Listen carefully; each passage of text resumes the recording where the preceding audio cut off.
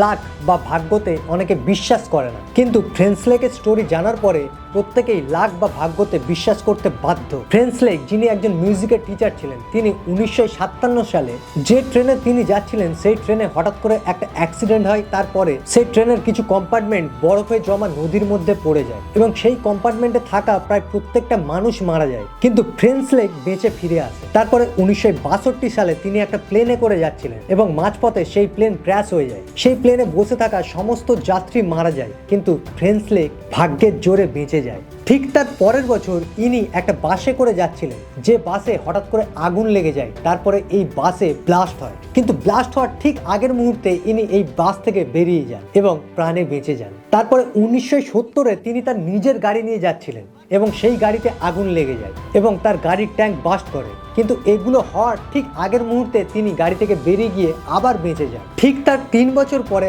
আবার তিনি একটা কারে করে যাচ্ছিলেন, যে কারে আগুন লেগে যায়, কিন্তু তিনি সেবারেও বেঁচে ফিরে আসেন। আর এখানেই শেষ নয়, তারপর 1995-এ তিনি একটা বাসে করে যাচ্ছিলেন, যে বাসটা নদীতে পড়ে যায়, কিন্তু এবারেও তিনি বেঁচে যান, যদিও সামান্য চোট তার লাগে।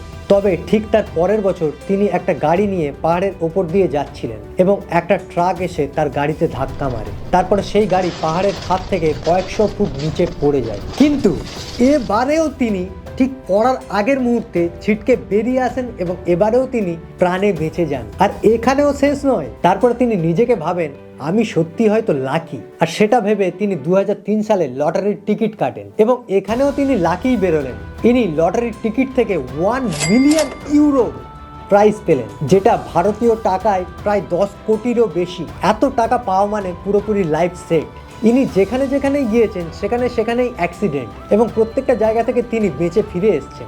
এনাকে পানতি বলবো না লাকি বলবো আমি জানি না, তবে এটা বলতে পারি ইনি মন থেকে খুবই ভালো এবং ভদ্র মানুষ। তার কারণ লটারিতে যে টাকা তিনি জিতেছিলেন তার অধিকাংশ টাকা তিনি দান করে দিয়েছিলেন, কারণ তিনি একটা সিম্পল জীবনযাপন করতে পছন্দ করতেন।